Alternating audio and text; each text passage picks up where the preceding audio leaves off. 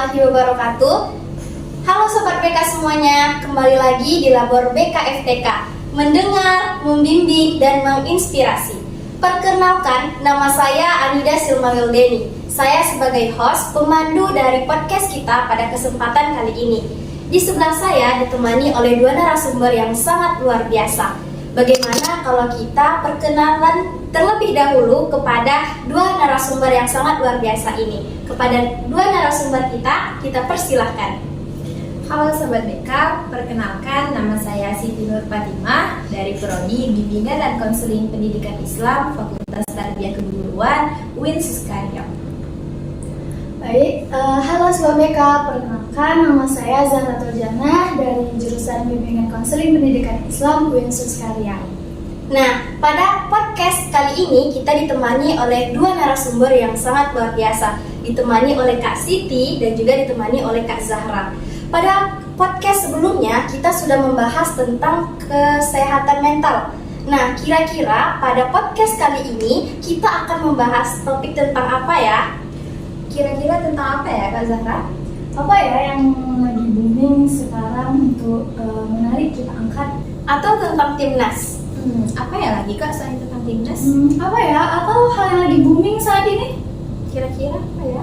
Bagaimana kalau kita membahas tentang FOMO aja nih Kak? Nah, iya, FOMO lebih menarik. Nah, pada podcast kali ini kita akan membahas tentang FOMO, Fear of Missing Out. Kira-kira apa ya itu FOMO? Dengerin terus video ini sampai habis karena akan ada hal-hal menarik di dalamnya.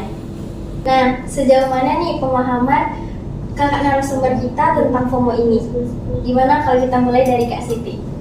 Nah baik, sejauh pemahaman saya nih Kak, FOMO itu merupakan suatu gangguan kesehatan mental Kak yang dialami oleh individu, di mana individu tersebut itu merasa gelisah, cemas, hingga takut tertinggal tren yang baru Kak, atau tren yang lagi booming sekarang. Seseorang yang merasakan takut ataupun cemas ya karena dia tidak mengikuti suatu tren terbaru. Bagaimana kalau tentang Kak Zahra, FOMO itu bagaimana sih? Saya setuju banget nih sama yang kata-kata Kak Siti tadi, bahwa FOMO itu menimbulkan rasa cemas pada diri seseorang.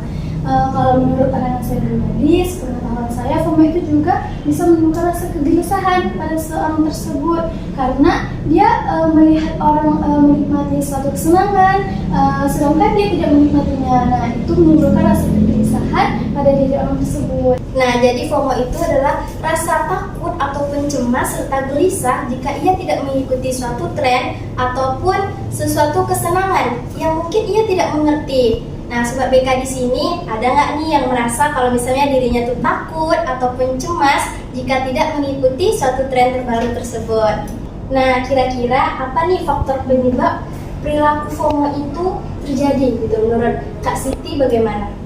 Menurut saya ya, FOMO itu terjadi itu pertama karena seringnya penggunaan gadget atau handphone nih Kak. Jadi jika kita sering scroll sosial media gitu Kak, maka kita akan semakin sering melihat kesenangan orang tersebut hingga membandingkan diri kita, kehidupan kita saat ini dengan orang tersebut Kak. Maka itu juga bisa menyebabkan FOMO. Buat rasa syukur kita mengecil begitu ya Kak. Iya. Bagaimana dengan Kak Zahra? Nah, kalau menurut saya sendiri Kak, FOMO itu faktor penyebabnya salah satu karena diri dia itu nggak bisa beradaptasi, faktor adaptasinya. Karena seperti yang disampaikan oleh Kak Siti tadi kan, bagian media sosial tuh. Nah, dia tuh nggak bisa mengadaptasikan dirinya terhadap perkembangan media sosial.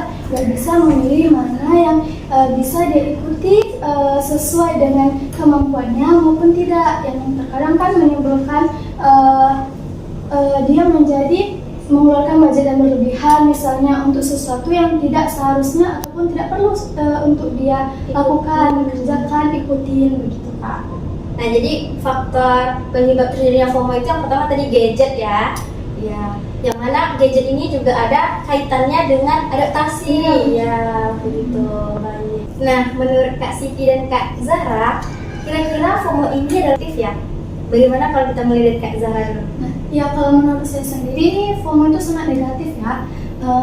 Sebenarnya boleh-boleh saja kalau kita itu mengikuti tren yang sedang booming ataupun sedang ramai dilakukan. Tapi kalau misalnya sudah ke FOMO itu menjadi hal yang negatif, tidak baik bagi dirinya. Nah, kalau menurut saya FOMO itu menyebabkan orang rendah diri, merasa rendah diri. Jadi karena dia ingin memaksa dirinya mengikuti tren tersebut, padahal dia nggak mampu mengikuti tersebut. Dan jika dia nggak mampu, nah disitulah dia merasa rendah diri. Dia nggak bisa nih ngikutin apa yang sedang berkembang, apa yang sedang tren begitu. Lebih ke memaksakan diri ya. Begitu. Bagaimana kalau dengan Kak Siti? Seperti yang pertama saya sebutkan tadi Kak, bahwa FOMO itu kan gangguan mental ya Kak. Nah jadi FOMO ini merupakan suatu yang negatif menurut saya Kak, karena seperti yang dikatakan Kak Zahra juga tadi, bahwa mungkin karena saking mau ikut trennya hingga mengorbankan sebenarnya hal itu kita tidak punya, tapi kita memaksakan gitu Kak. Nah itu memang sangat negatif sih Kak. Nah, Sobat BK, ternyata perilaku dari FOMO ini adalah salah satu yang bisa dikatakan negatif karena memaksakan dirinya di luar dari kemampuan dirinya sendiri begitu. Nah, Kak, FOMO ini terjadi pada kalangan mana saja nih? Gimana kalau kita mulai dari Kak Siti? Baik Kak, nah FOMO ini biasa terjadi di kalangan Gen Z nih Kak, dimana kan Gen Z ini kan identik dengan penggunaan handphone, media sosial gitu Kak. Jadi ini lebih rentan terkena FOMO itu sendiri Kak. Contohnya nih Kak ya, misalnya nih ada artis yang mengadakan konser nih Kak. Jadi walaupun kita tidak tahu lagunya apa, karyanya apa, tapi kita tetap mau ikut Kak, karena saking tidak mau tertinggalnya tren ini Kak, tren menonton konser ini Kak. Ya karena banyak ya Kak ya. Iya, sangat banyak sekali.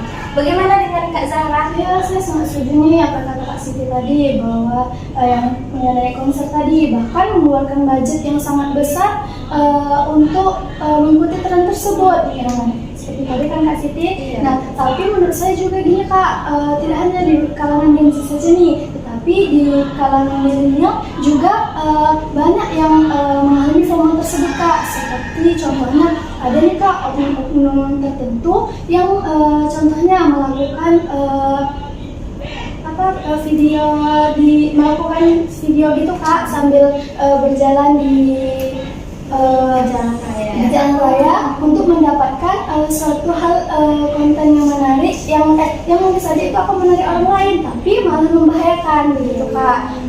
Seperti Kak, jadi kan demi mengikuti tren-tren seperti itu dia membahayakan dirinya sendiri begitu Kak. Nah, Sobat BK, FOMO ini bisa saja terjadi pada kalangan manapun dan juga tidak menutup kemungkinan ia mengabaikan kebutuhan dasarnya untuk memenuhi gaya hidupnya. Nah, kira-kira ada nggak nih Kak tips bagaimana terhindar dari perilaku FOMO? Gimana kita mulai dari Kak Zahra? Baik Kak, kalau misalnya dari saya sendiri, tips yang bisa saya berikan yaitu fokus pada realitas, karena tidak semua di media sosial itu adalah suatu hal yang nyata. Jadi tidak harus kita ikuti, kita harus wujudkan apa yang ada di media sosial kepada keadaan nyata untuk kita lakukan.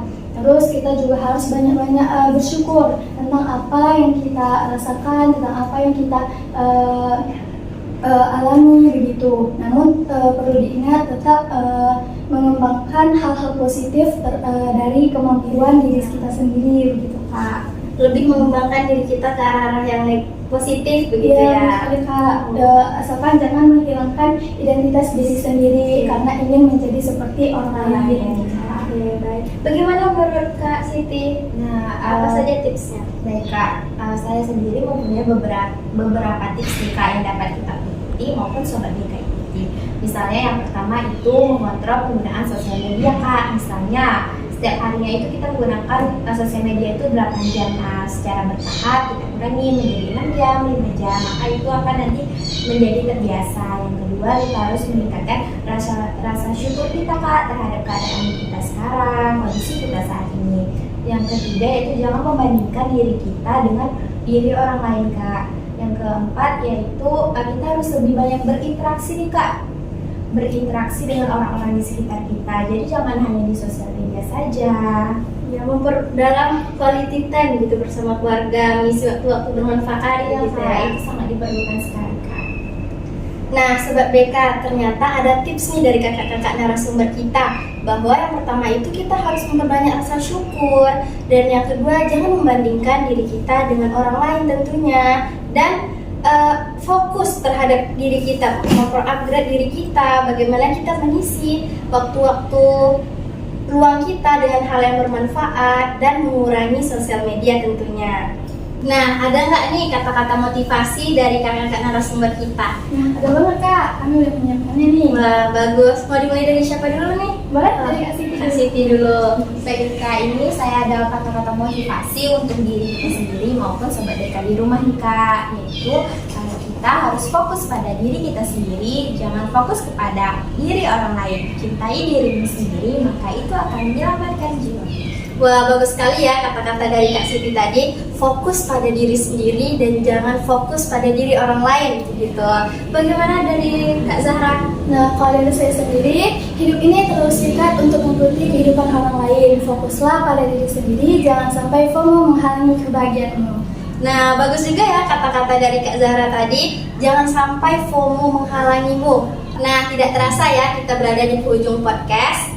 Untuk teman-teman yang ada saran, bisa komen di kolom komentar. Jangan lupa untuk like, komen, dan juga subscribe. Untuk menutup podcast kita pada kali ini, boleh nih Kak kita jargon terlebih dahulu ya. Nanti saya bilang labor BK FTK, jawabnya mendengar, membimbing, dan menginspirasi.